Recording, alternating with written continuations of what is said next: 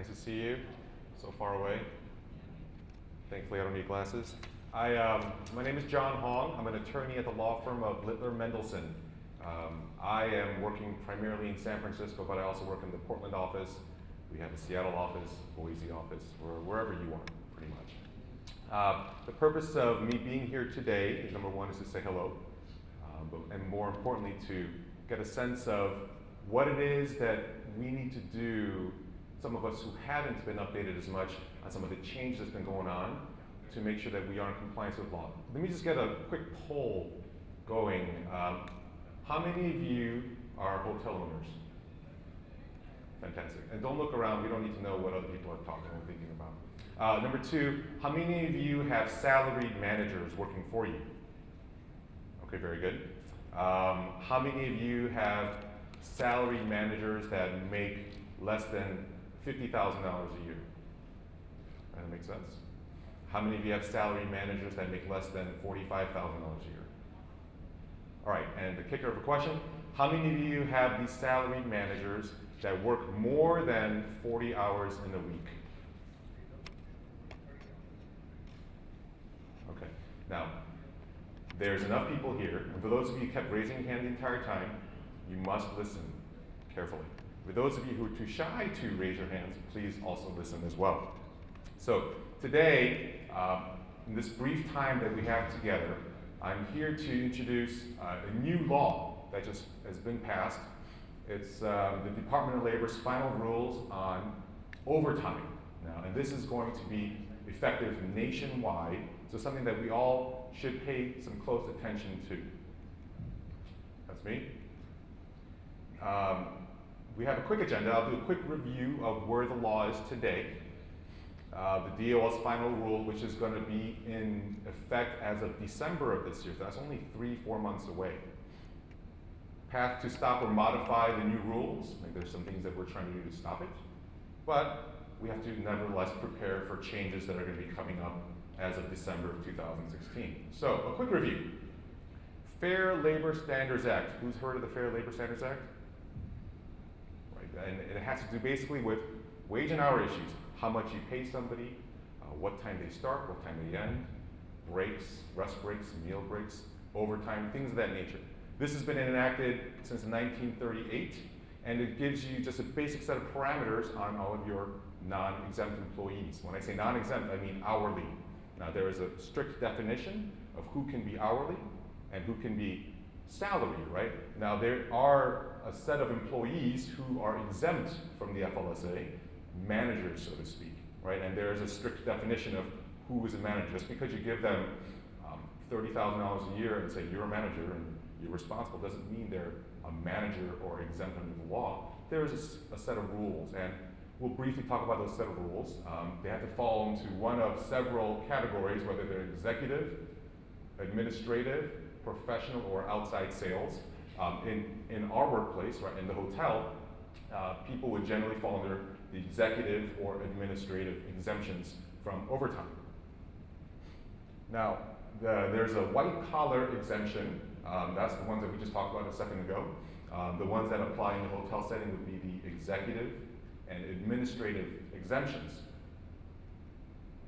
Basically, with executive and administrative exemptions, the idea is this. Executives are people who run the business, who have employees that they hire, that they discipline, that they terminate, they set schedules, they set the hotel strategy, they set sales, people who run the hotel, that run the business. These are people who are executives. Now there's a range, right? Just because there's only one person who owns it doesn't mean there's no other executives. You can have executives underneath who have hiring decisions, firing decisions, and the like. So there are a certain set of employees that can be considered executive exempt. There's also administrative exempt. So those are typically people who are the executive assistant to the CEO kind of a person, the person that is necessary to the executive and is part and parcel to setting those policies and processes for the hotels. Those are the two exemptions. Now, one of the tests is the salary level has to be a certain level of salary.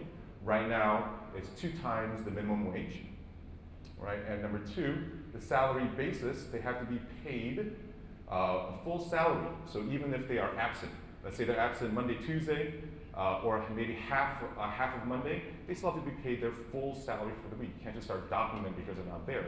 That's the whole point of being a salaried exempt employee, is that they have a reliable and consistent salary that they can rely on. So the rule, here's a new rule. It's going to be in effect in December. The salary basis test isn't changing, and there's no changes to what they have to do. What is changing, though, is the minimum salary level is going way up. Right now, to be a salary exempt manager in one of your hotels, the manager has to earn up to has to earn at least $455 a week. In a month, that's what, just under $2,000. In a year, about $24,000. That's doubling this year in December up to $913 per week. If you want to have a legally compliant salary exempt manager, that manager has to earn a salary of about $47,000, $48,000. Now, this is actually less than what the Department of Labor originally proposed. Now, President last year set an executive regulation in about July, and then since then there's been a lot of back and forth with legislators and with a lot of private companies that are speaking about this proposed rule.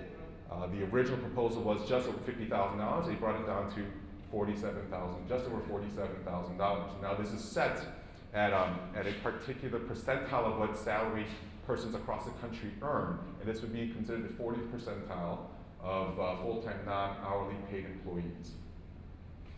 That also means this number is going to keep changing every year because the numbers change every year.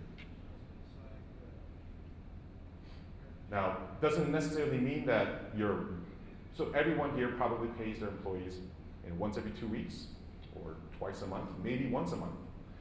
But doesn't necessarily mean that your salary, the amount you pay once or twice a month or once every 2 weeks has to amount to $47,400. It simply means a big portion has to. And if you have non-discretionary bonuses, incentive payments, or commissions. So I have a hotel client. He runs a hotel, a Best Western in Hayward, California. And his manager, his primary manager whom he trusts the most, he has a deal. So they have a salary. And on top of the salary, he will give him some sort of incentive payment when he brings in more clients, when he brings in more people to stay at the hotel. We give him a cut, right? There's a specific cut. It's all formulaic, and that would be considered a non-discretionary bonus. Up to 10% of that can be included to be part of the minimum salary requirement. So if it's $47,000 and change, about $4,700 can be considered the incentive payments to reach this minimum salary requirement for the new DOL's laws on minimum salaries. So, how does this work? Every work week, the employer has to pay the exempt employee a salary of at least 90% of the minimum salary level, $821. Doesn't mean that the employer has to pay a check every week, right? You can still do it once every 2 weeks. You can still do it twice a month. Once a month becomes problematic. So it just simply means that you have to pay the equivalent of, in a given week, $821.70. At the end of the quarter, there's a mathematical test done. And what I mean by mathematical test done, what I'm saying is if like the DOL came and did an audit, if there is a lawsuit, if there is any challenge to the way your practice is, this is how they would consider the formula to challenge the practice. At the end of the quarter, if the salary plus all the bonuses, incentive payments, and commissions don't equal on just under $12,000, right, per quarter, the employer has to make up the shortfall, has to pay a difference into the next quarter. Oh, let me ask this question. Who here has business outside of Oregon and Washington? Who here has business outside of Oregon, Washington, and California? Okay, I'll talk to you. I can talk to you separately, but just specifically in Oregon and Washington, there's under the FLSA, there's something called the highly compensated employees, right? Some people that make so much money that these minimum wage rules and overtime rules really shouldn't apply. But that doesn't apply in Oregon, doesn't apply in Washington, and certainly doesn't apply in California. But depending on which state that you conduct business in, it may apply. So there's going to be automatic salary level increases. Starting December is over $47,000. January of the following year is going to go up. It's almost like a cost of living adjustment, and it's going to be announced about 150 days before it actually goes into effect. So every summer, about August-ish, there will be a Department of Labor publication saying, here's the new salary level, your managers have to be paid this amount of money starting next year. So December 1st, 2016 is when this new law goes into effect. It's when you have to have the managers, salary managers, be paid just over $47,000. Let's say you pay them $35,000 today, right? That's $13,000, $14,000 change in compensation. And not only is it going to be a huge change, it's going to be happening on a random Thursday. Or sometimes you have bi-weekly payments, and so you can account for it with your payroll company if you use a payroll company, starting a new payroll, but this is happening on a Thursday. So this is something that if you use a payroll company, you might want to work with them to figure out how to apply these changes. Some states require advance notice. Oregon doesn't. Washington may. I called the Washington Department of Labor to find out because there's nothing written on it in this state. And they simply said that an employer must notify an employee before changing their rate. Now, if you plan, now there's alternatives, but if you plan to change your manager salaries from $30,000, $35,000 to $47,000, and you let them know in advance, I'm sure that'll be very good news for them. And I'm sure they'll be very happy to hear. State laws makes no difference in this particular case. Like I said, Oregon and Washington pretty much follow the federal law when it comes to the FLSA, when it comes to overtime issues or minimum wage issues, and the duties that they have to meet to make the exemption. So, one of the questions that I'm usually asked is, how do we stop this? Right? This is a huge, huge change in the way anyone conducts business, right? Because this doesn't affect just hotel owners. This affects any business that has salaried managers. Any business that has salaried anybody, right? Marketing team or human resources team, anybody, right? So how do we stop this? Well, there's actually an effort to stop it. There's what's called the Protecting Workplace Advancement and Opportunity Act, and it was a bipartisan, it was a Senate and House Republican bill that was trying to at least stop temporarily this change in the amount that managers must make, and to kind of gradually increase the numbers instead of having it immediately at $47,000 and change dollars. There's been a variety of national organizations. So at Littler, we represent a lot of employers. We represent a lot of employer associations, like the National Retail Foundation, the National Retail Federation. We're working with them to try to work with the different congresspersons and try to stop it, or maybe at least slow down the enactment or enforcement of this law. But as we understand, any challenge to this law will basically be vetoed by our president. There's different ways we can challenge it. There's litigation and new rules, but the bottom line is we really do have to prepare for change. The way we've been speaking so far, or the way I've been speaking so far today, is everyone's salaries all of a sudden have to jump up. Right? Because number one, the law's not going to go away. December 1st is only several pay periods from today. It's going to take a lot of logistical effort to make adjustments. However you adjust your employee salaries, however you adjust your payroll, things have to be changed starting now so that you can be in compliance by December.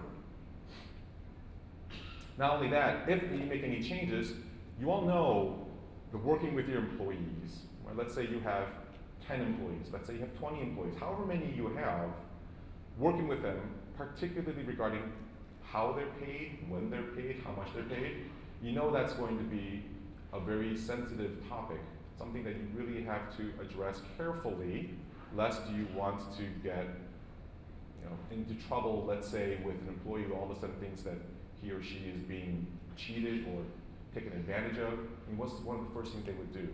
Oh, they're going to go to the local state Department of Labor, the Labor Standards Enforcement Division. They're going to go to someone, talk to a lawyer maybe, right? And you know how those things can proliferate once you get to that point. So compliance. First thing to do, number one, identify the employees who need a salary increase or who need to be reclassified. By reclassify, that means maybe they're no longer going to be classified by your business as a salaried exempt employee, and maybe they become non-exempt, salaried to hourly. Develop a new compensation plan for these reclassified employees, number two. Number three, review your wage and hour policies and processes. Do you have wage and hour policies and processes? Or is it just your notebook, maybe, a pen and paper, maybe it's a discussion with your payroll company? Some of these maybe need to be more solidified so that you can withstand some scrutiny from a state audit or an FLSA audit. Number four, and critically, whatever changes you make, however the changes look like, has to be communicated effectively to the employees. Number five, train your managers, train the people who actually have oversight into the business, and also train the employees who have been reclassified. So for example, everyone here, if you run a hotel, has employees who fill out time cards, right, and submit those at the end of the week or end of the pay period, or you have a biometric system or card slash system or punch clock, something, whatever. There's a way to track time of your employees, how much they work, because you use that, you turn it over, and then you pay out of that, right? So if you're going to reclassify your managers, all of a sudden your managers don't have the autonomy to come and go as they please. Now all of a sudden every hour, every minute they work has to be tracked. Why? Because they've been reclassified, because you can't pay them $47,000, $48,000. Then all of a sudden we have to train those managers to exist in this new predicament, this new paradigm of clocking in, clocking out. What happens when they have to go to the bank and drop off deposits? Is that clocked in or clocked out time? All this stuff has to be solidified by December so that you are clear on what the rules are, and importantly, your employees are also clear on the rules. Salary increase or overtime. So what's important is to do an internal audit right now, right? Because if your managers are working 50 hours a week, some of them may work 80 hours a week. Sometimes you have live-in managers. Many of you have live-in managers who live in that apartment right behind the desk, and sometimes you just cut out however many number of hours that they're not working. What if under the law you have to pay them for that amount of time that they're not working? What if you have a variety of issues that are latent and you haven't discovered that will come up as part of this reclassification process? That's why, because of the potential issues that exist right now that you may not be thinking about, and this issue that's obviously going to come up in December, an internal audit of sorts would help you really clarify what your obligations are in your workplace and making sure that you're compliant, because doing that now will save you a lot of headache moving forward.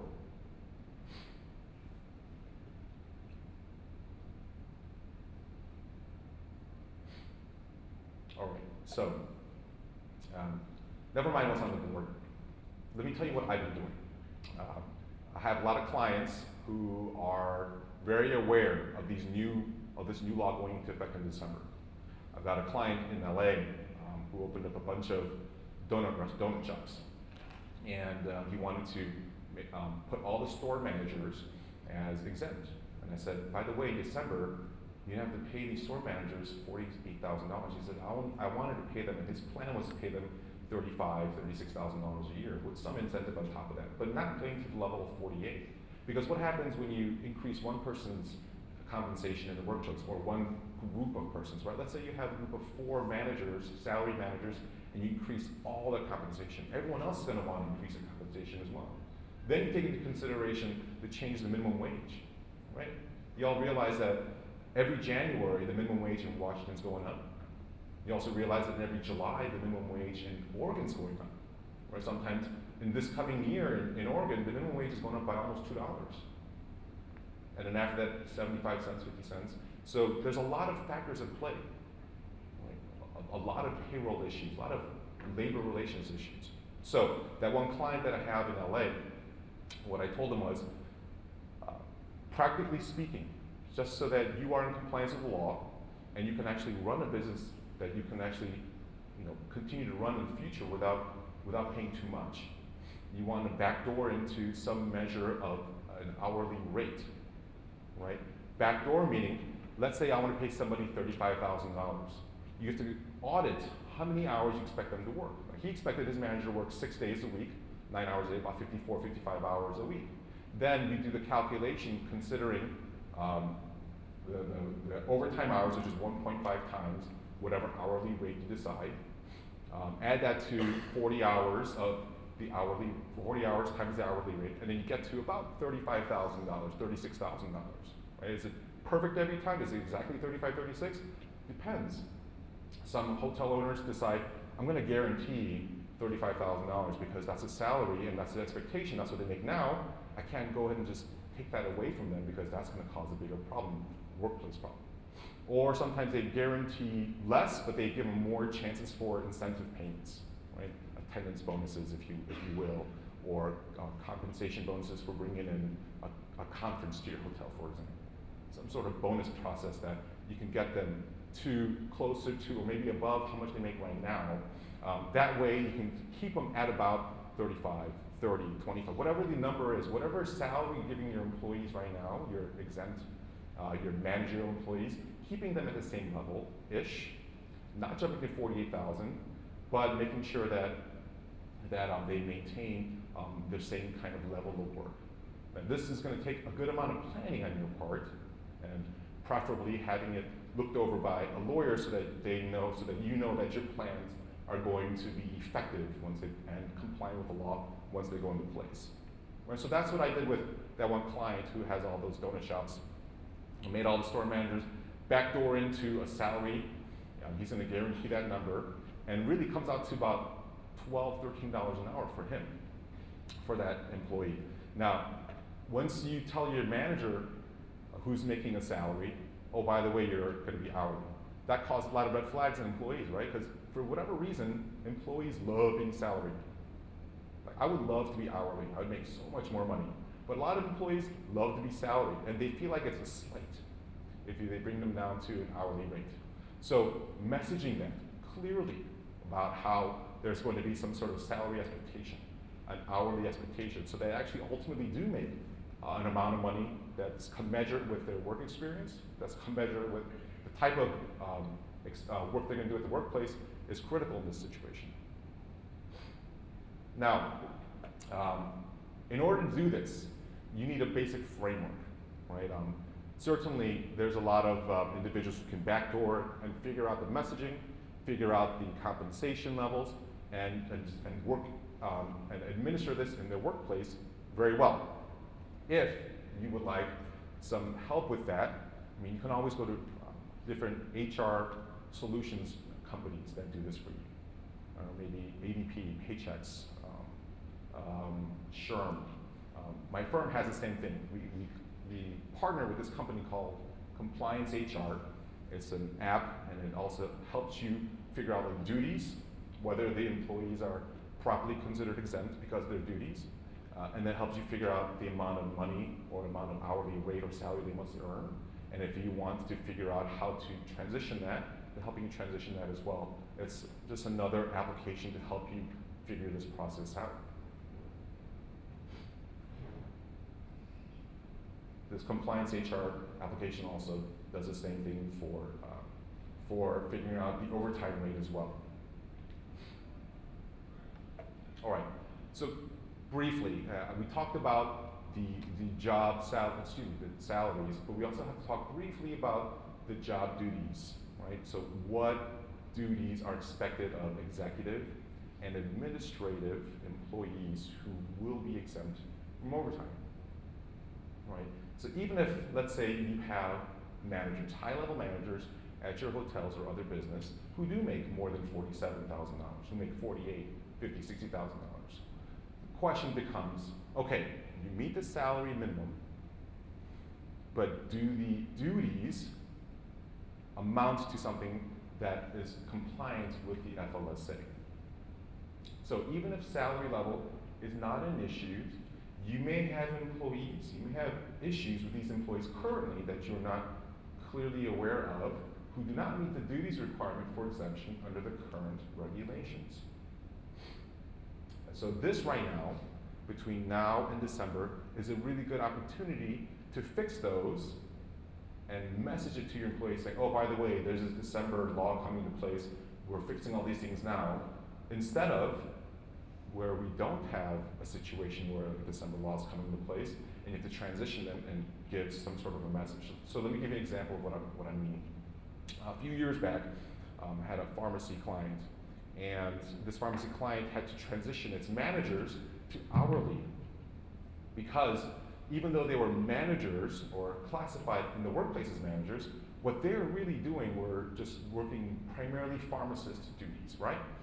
And so more than 50% of the time they're doing pharmacist duties. And under the primary duties test, if you don't spend at least 50% of the time doing managerial work, if you're doing mostly non-exempt work, you cannot be considered a manager. So this client transitioned all of its pharmacy managers from salary to hourly. What they didn't have, what this client didn't have, was the luxury of a new law where they can transition all the employees from salary to hourly and then peg it to the December 2016 change in law. They just said, we're changing this. Hope you understand. And what do employees understand? Well, why do they change it, right? If there's not a clear message, what do employees think?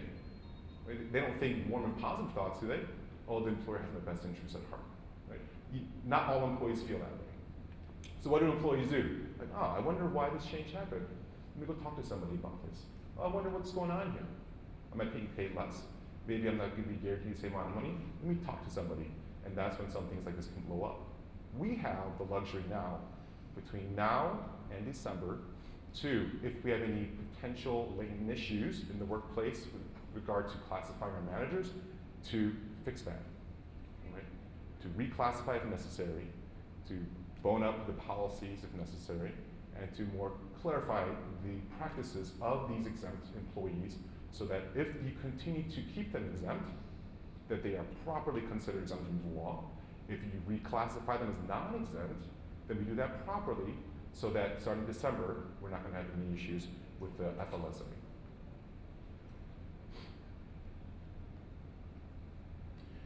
The recommendation we have is, of course, to have a lawyer help you with this reclassification.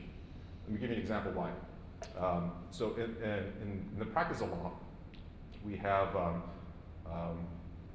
what's called the smoking gun documents, right? And if you ever watched the legal movies, it's like, the smoking gun document, right? It's a smoking gun piece of evidence, right? Because if a gun's smoking, then you know that there's something just happened.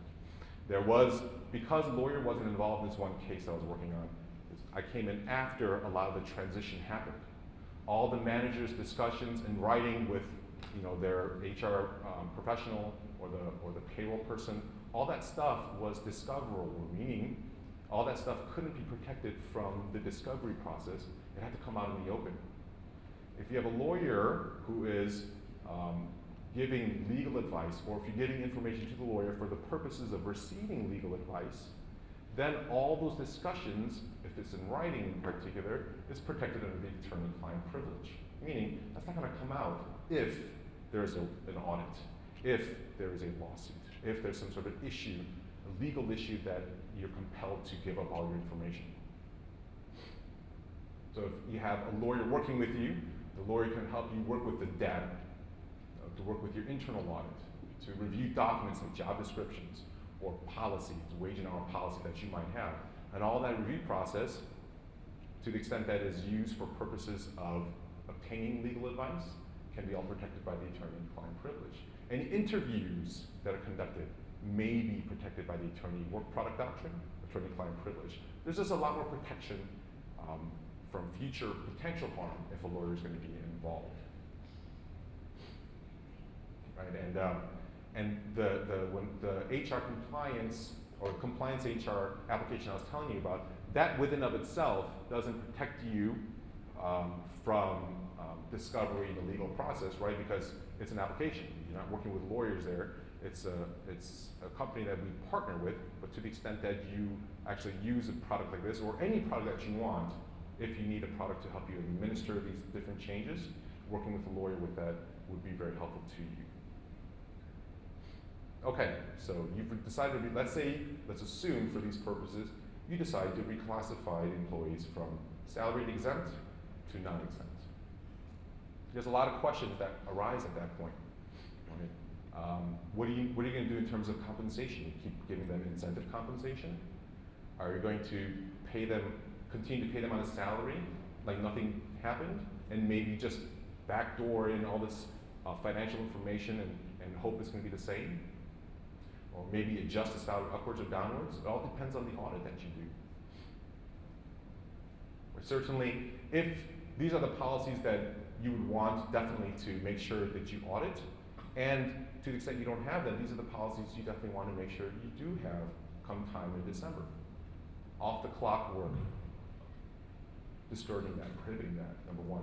Number two, meal and rest breaks. To the extent it's necessary, making sure that's in place. In California, it's absolutely necessary. Oregon, Washington, recommended, but not absolutely necessary. Travel time, right? If it's, let's say you're sending a manager to this convention, for example, right? Is that compensable time, compensable travel time? Let's say you're sending them to the bank to drop off, deposit some things, compensable? Or maybe you need to pick up some foods or supplies for whatever you need at the hotel. Is that compensable? You want a policy on that so it's very clear. Mobile devices. Are you forcing them to use their own mobile device for workplace reasons? Is that compensable? Do you have to pay a piece of their cell phone bills every month all of a sudden? Having a clear policy on that will help you maintain at least some defense when it comes time to an audit or a lawsuit. Communicating these changes. Right, like I said, fashioning the message is critical. Right? It's the most important part because how you deliver that will depend on how it's received by the employees that you have. Who is going to communicate the changes? Will it be you? Will it be some other manager that everyone loves? Will it be who will it be? How? When is going to be communicated? All this has to be part of the plan that you put together. And training, like we mentioned before. Training not only the employees who've been reclassified, not only the persons who are former managers, but also their managers. If there are several layers of management, then you certainly want to make sure that the upper level management knows inside and out all the changes that are being made, because they're going to be the ones who are delivering the message and answering any questions. And they also can bind the company, the hotel. Right? If you have a trusted manager company and that person speaks on your behalf, all of a sudden what they say is binding on the company because they are now an agent of the company.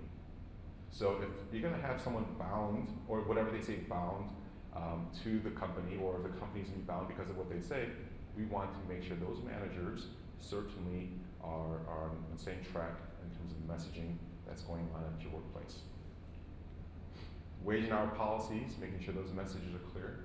Timekeeping procedures, whether you use a time card, a biometric system, a clocking and clocking out system, and any change to that process. Let's say sometimes, I'm fairly certain that all of you have had employees who came back and said, well, this is a wrong time punch.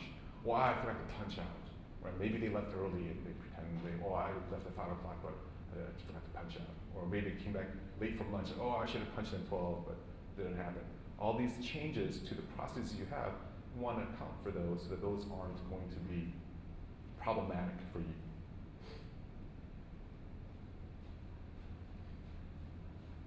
Well, that in a nutshell is the presentation.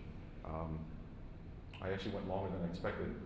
Happy to answer any questions off-site or at the bottom here. I don't know whether there's a continued program, but I'm happy to talk to you for the brief time that I'm here because, like I said, this is a pretty critical change in the law, and it's a change in the law that's going to happen really soon and abruptly, and you want to make sure that you are going to be protected and compliant with the laws if and when it comes time pass for you to prove your processes. Thank you.